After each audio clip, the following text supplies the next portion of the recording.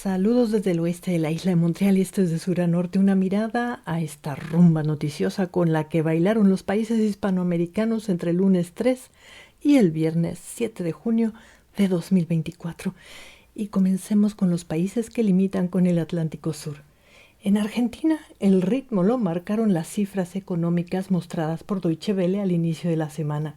Mostraban una reducción generalizada en la actividad económica de ese país, donde el 40% de trabajadores labora en la informalidad.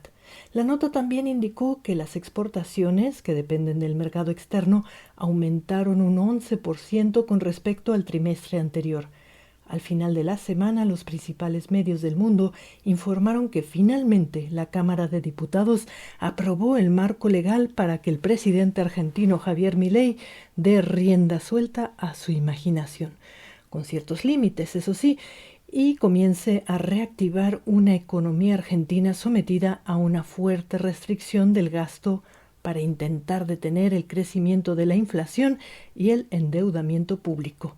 También en esta semana culminó la primera audiencia del juicio contra el atacante de la expresidenta Cristina Kirchner. El acusado es un ciudadano de origen brasileño que disparó 2 veces su arma sin balas en la cara de la expresidenta en septiembre de 2022. Diversas agencias indicaron que el sujeto no se mostró arrepentido y Deutsche Welle citó los informes periciales que sugieren que el acusado tendría proximidad a la extrema derecha. Por su parte, el presidente de Brasil, Luis Inácio Lula da Silva, dijo que no hablará con el presidente argentino Javier Milei hasta que éste no se disculpe por haberlo llamado corrupto. La nota de Deutsche Welle indica que, según las autoridades judiciales brasileñas, en Argentina se refugian decenas de activistas de ultraderecha acusados de participar en un intento de golpe de Estado en Brasil el 8 de enero de 2023, algo que la ministra de Seguridad argentina, Patricia Bullrich, dijo desconocer. Uruguay ha sido nombrado por el Alto Comisionado de las Naciones Unidas para los Refugiados como un faro de esperanza por sus programas en beneficio de las personas que se refugian en este país, según publicó Infobae. Semanas atrás, el gobierno uruguayo ha venido emitiendo amnistías y programas especiales para formalizar la presencia de determinados grupos de migrantes. También esta semana, en la capital uruguaya, Montevideo, dio inicio la muestra Nuestra Señora de las Mercedes, que expone valiosas piezas que transportaba la fragata del mismo nombre y que circulaba entre Montevideo y España. Se trata de tesoros obtenidos en América del Sur durante la colonia. La exposición continuará su procesión por países como Bolivia, Chile y México. Y este domingo se realizarán las elecciones primarias en Uruguay para definir a los candidatos a la presidencia para las elecciones generales de octubre. Ahora subamos por los países mediterráneos. En Paraguay, el miércoles comenzó la 54 Asamblea General de la Organización de Estados Americanos. Y el presidente paraguayo, Santiago Peña, aprovechó la situación para proponer a su canciller Rubén Ramírez como candidato para el cargo de secretario general del organismo que actualmente detenta el uruguayo Luis Almagro. Cabe recordar que en 2016 el entonces presidente paraguayo, el cuestionado Horacio Cartes, también había propuesto a Ramírez para ese cargo de orden supranacional. El principal tema en agenda anunciado para esta Asamblea General fue el desarrollo sostenible en la región, además de analizar la conflictiva situación en países como Haití, Nicaragua y Venezuela. Pero el uruguayo Luis Almagro, secretario general de este organismo desde 2015, tuvo que dedicar sus palabras de apertura de la asamblea para denunciar el intento de golpe de Estado que sorprendió este miércoles a los habitantes del vecino país de Bolivia. Los golpes de Estado no deben tener nunca más lugar en las Américas, dicen que dijo Almagro desde Asunción, Paraguay. Mientras tanto, en Bolivia, el intento de golpe de Estado del miércoles detuvo por completo el paro general planeado para este jueves, donde los transportistas buscaban protestar por la crisis económica y política que vive el país. El intento de golpe de Estado llamó la atención de todo el mundo y diversos medios trataron de explicarse el coreografiado despliegue militar que luego de tumbar una puerta palaciega finalizó con un encuentro cara a cara del general golpista Juan José Zúñiga con el presidente Luis Arce, quien le ordenó regresar a sus cuarteles. El intento de golpe de Estado fue muy corto y el general Juan José Zúñiga dijo a la hora de su detención que todo había sido idea del presidente Luis Arce, quien le había pedido hacer algo para elevar su popularidad.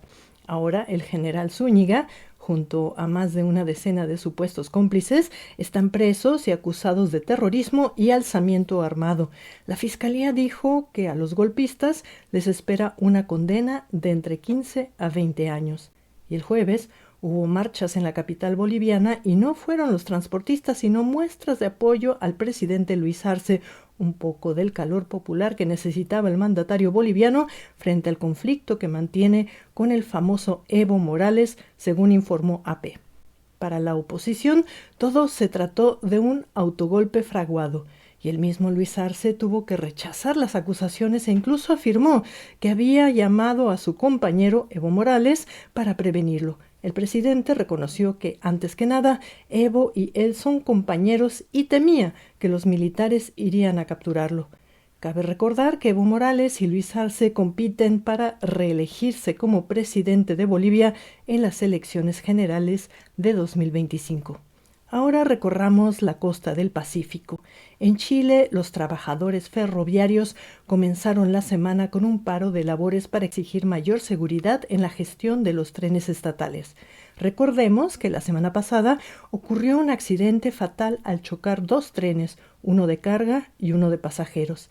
El miércoles el gobierno y los ferroviarios llegaron a un acuerdo y el jueves los trenes volvieron a circular por el país con la promesa de mejores estructuras para garantizar la seguridad de maquinistas y usuarios. Al final de la semana, el presidente de Chile, Gabriel Boric, defendió el aumento progresivo de tarifas eléctricas como un paso necesario para sanear las finanzas. Reuters explicó que en Chile las tarifas eléctricas estaban congeladas desde el año 2019. La medida contemplaría seguir apoyando a las familias que gozan de subsidio en su cuenta de electricidad, según prometió el presidente. Finalmente, la Corte Suprema de Chile aprobó ampliar el acuerdo de extradición por el cual el expresidente peruano Alberto Fujimori debería estar preso en el Perú. La jueza Andrea Muñoz Sánchez explicó que ahora las autoridades peruanas podrán enjuiciar al expresidente Fujimori por otros casos como esterilizaciones forzadas, secuestros de opositores y activistas y ejecuciones extrajudiciales. Recordemos que Alberto Fujimori fue capturado en Chile en 2005 y extraditado al Perú en 2007. En el Perú, al comienzo de la semana se supo que dos grupos de derechos humanos denunciaron ante la Corte Penal Internacional a la presidenta peruana, Dina Boluarte, y al actual gobierno por cometer y permitir crímenes de lesa humanidad durante las protestas de 2022 y 2023. En esa ocasión murieron 49 personas y casi 1,000 resultaron heridas. Los ciudadanos protestaban por la destitución y encarcelamiento del presidente electo Pedro Castillo, quien sigue en prisión acusado de promover un golpe de Estado, y el nombramiento de Dina Boluarte como presidenta. Por su parte, esta semana la presidenta Dina Boluarte estuvo de visita en China y desde ahí informó a la población peruana que estaba gestionando a la distancia la acción del gobierno ante el terremoto de 7 grados que este viernes en la madrugada despertó a los ciudadanos de la sureña región de Arequipa. Hasta el momento solo se han registrado daños menores.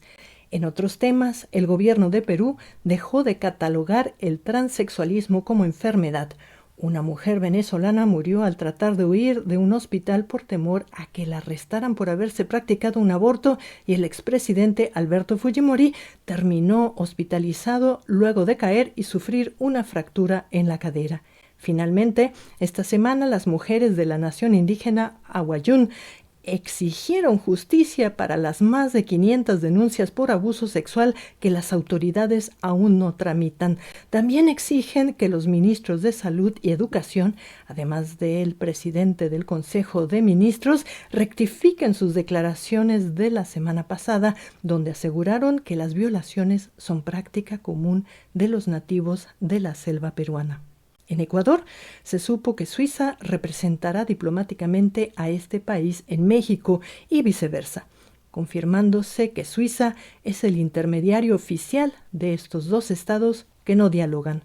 Deutsche Welle informó que el gobierno ecuatoriano revocó la visa de la periodista cubana Alondra Santiago y ahora buscaría deportarla sin importar los 20 años de residencia que lleva en el país.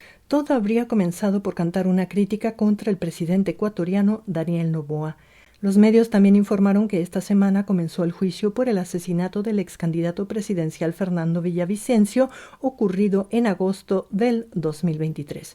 Carlos Angulo, uno de los líderes del grupo criminal Los Lobos, es señalado como el autor intelectual del crimen.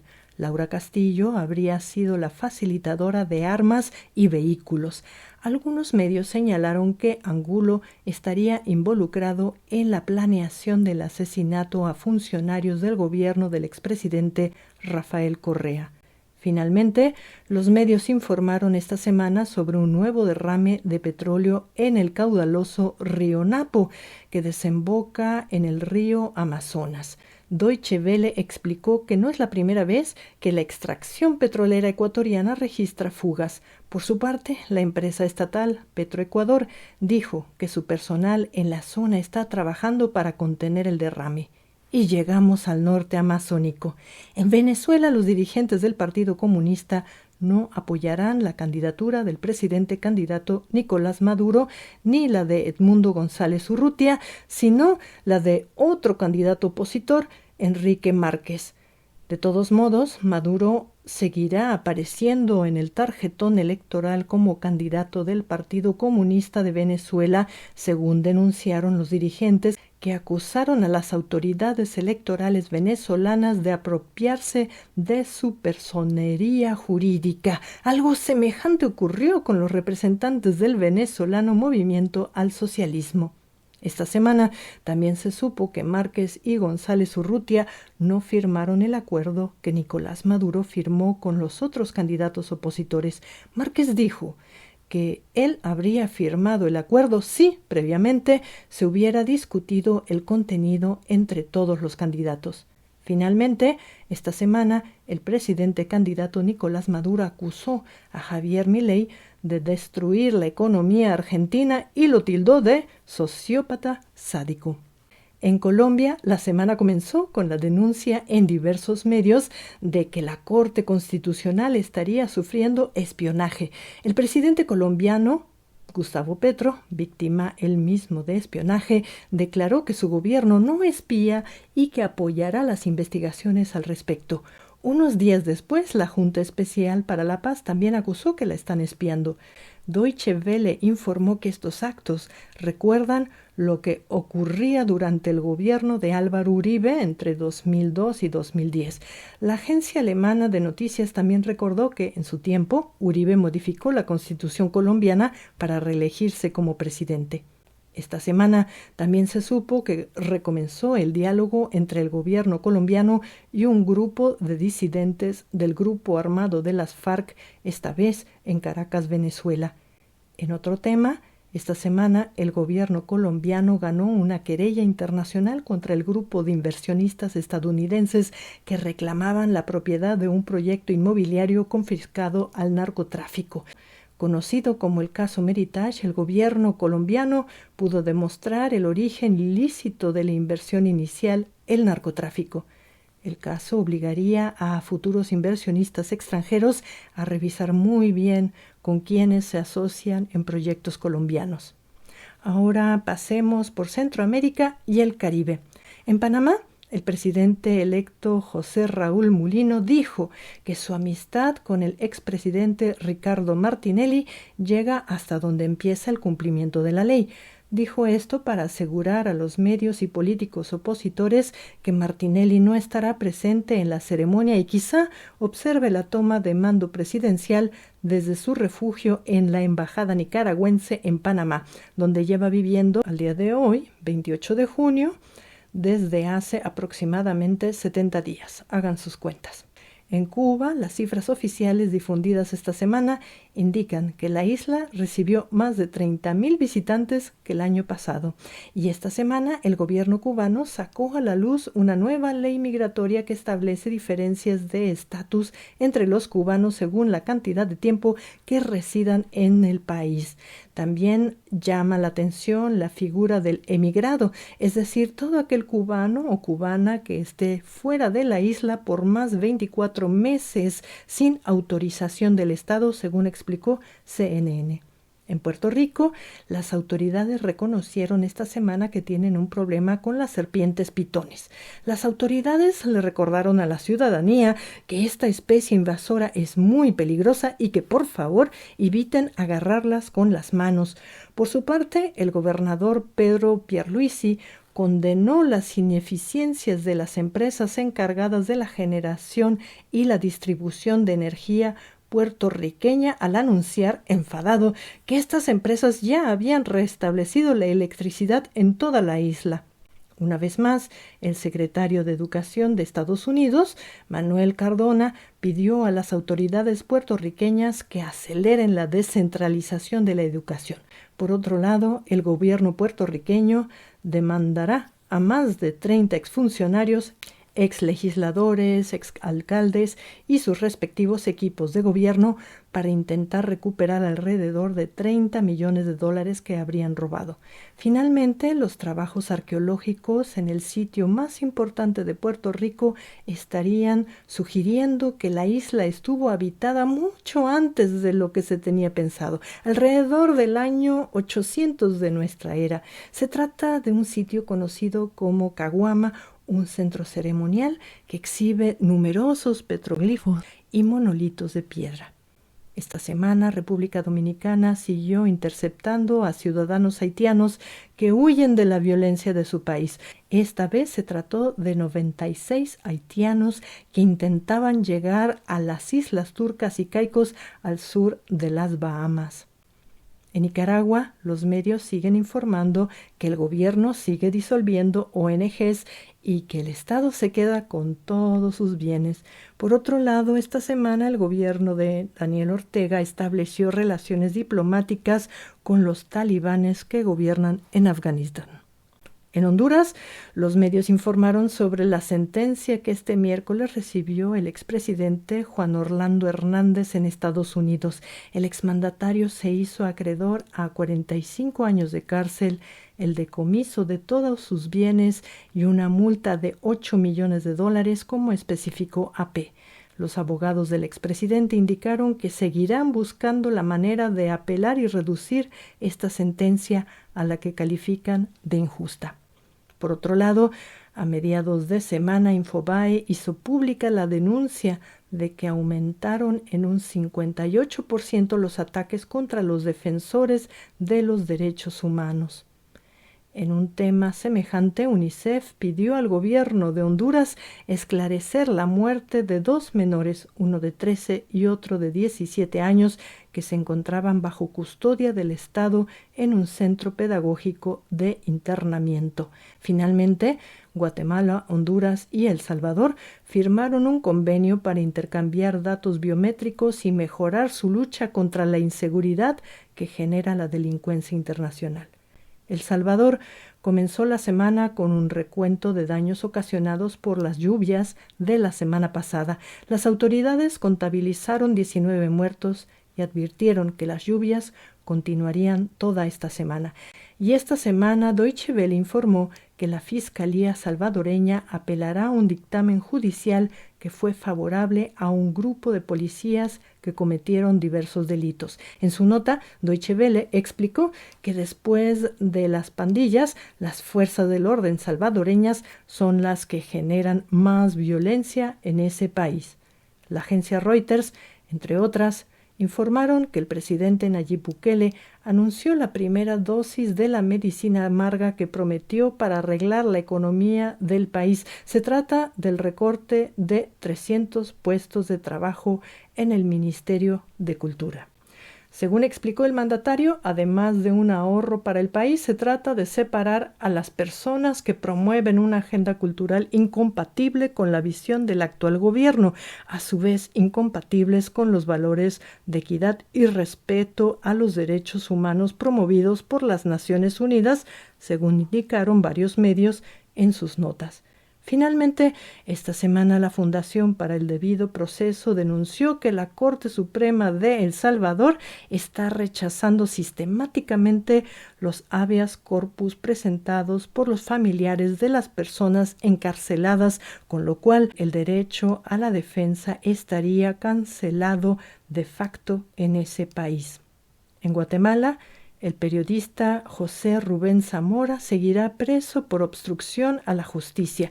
Él se encuentra en calidad de acusado luego de denunciar los actos de corrupción del anterior régimen. Por otro lado, los veteranos salvadoreños tomaron las calles para exigir el pago de un bono de guerra aprobado por el gobierno anterior. El presidente Bernardo Arévalo, según Deutsche Welle, estaría esperando que el Congreso apruebe un aumento presupuestal para cumplir con estos pagos pactados a cambio de labores de reforestación en terrenos estatales.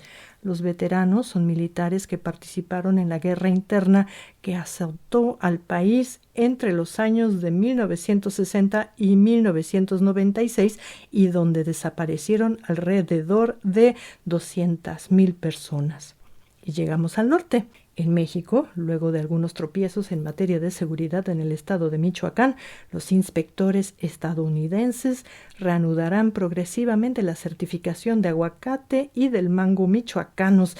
Se trata de reconocer a los productores que no deforestan y garantizar pagos por servicios ambientales, según indicó a los medios Alfredo Ramírez Bedoya, gobernador de ese estado. El martes AP informó que el embajador estadounidense Ken Salazar también estuvo en Michoacán para anunciar que estas acciones permitirán al estado volver a exportar mangos y aguacates a Estados Unidos. También agradeció a las autoridades locales por establecer un plan de seguridad para evitar que los criminales agredan o secuestren a los inspectores estadounidenses.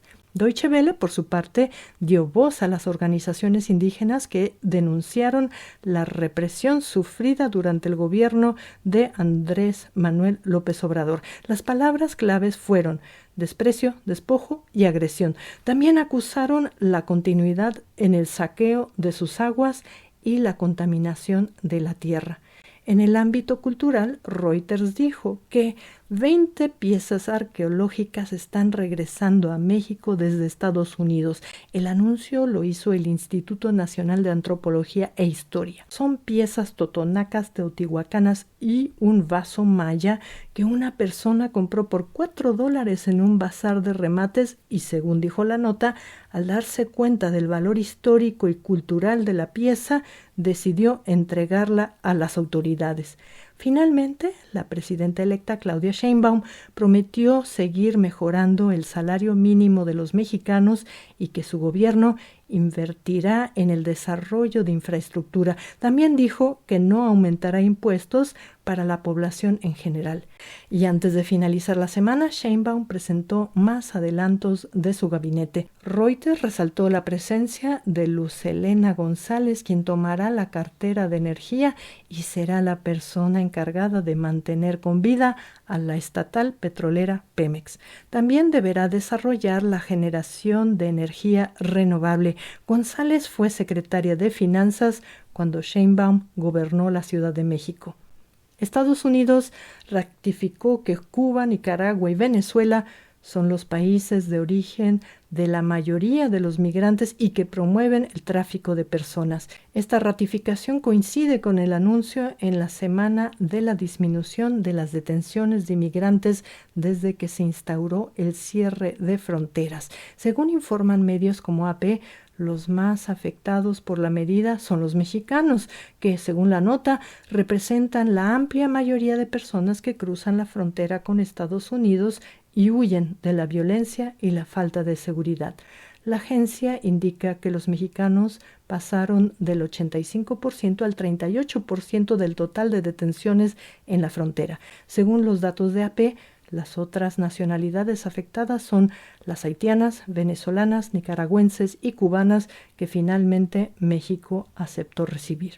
En Canadá, en la ciudad de Toronto, el 23 de junio, más de 40 artistas y artesanos de origen latinoamericano se reunieron para promover la diversidad de sus culturas en el marco de la Feria Latina de Toronto, organizada por el Consejo Canadiense para la Herencia Hispana, que se centró en las artes visuales y hubo música y gastronomía de la región. Y finalizamos con el dato de la semana. Entre los 5 puertos con mayor volumen de comercio en 2023 están, en primer lugar, el puerto de Colón, ubicado en la entrada atlántica del Canal de Panamá. Segundo, se ubicó el puerto de Sao Paulo, en el Atlántico brasileño. Y en tercer lugar, se situó el puerto mexicano de Manzanillo, ubicado en la costa del Océano Pacífico. El cuarto y quinto lugar correspondieron al puerto de Cartagena en el Caribe colombiano y el puerto de Balboa en la entrada pacífica del Canal de Panamá. Y con esto terminamos el recorrido de sur a norte. Desde el oeste de la isla de Montreal les deseamos un lindo fin de semana y nos escuchamos hasta la próxima.